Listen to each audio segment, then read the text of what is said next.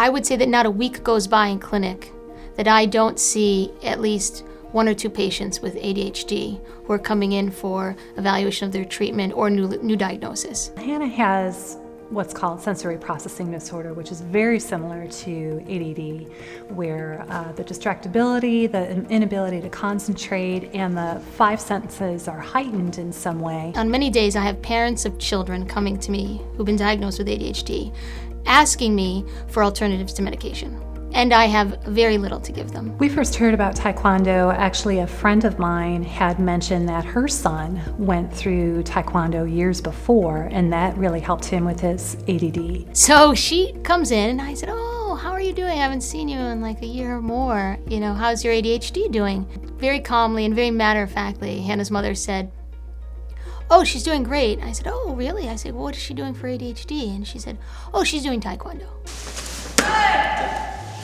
"How did you find out about this?" And she said, "Oh, there's this guy in Northville, and he has a dojo, and he has all these kids that come to him for their ADHD. I first noticed Taekwondo helping kids with ADD. We had a young student in our class, his name was Danny, and Danny had ADD, and he came into our program. He did great. He had some improvement.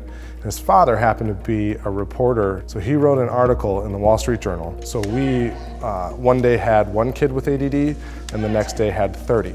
And we asked for kids with ADD to come, and because I knew I could work with them and I knew it could have an impact. We started seeing results with Hannah probably within 2 months of her starting Taekwondo.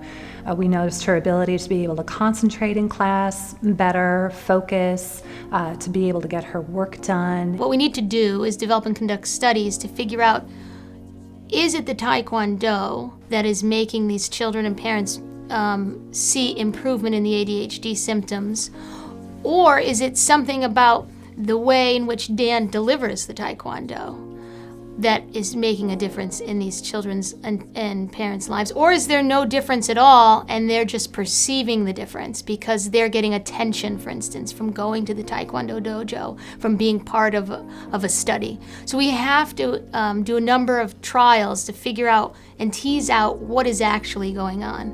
The medications are not necessarily bad, but the medications have effects. Some children don't tolerate medications at all, and for them it becomes very difficult to find alternative ways to manage their ADHD symptoms. I think it would be great if Taekwondo were the silver bullet for ADHD. I mean, that would be wonderful, right? I hope that we get some insight into an effective treatment that is not medication-based for ADHD.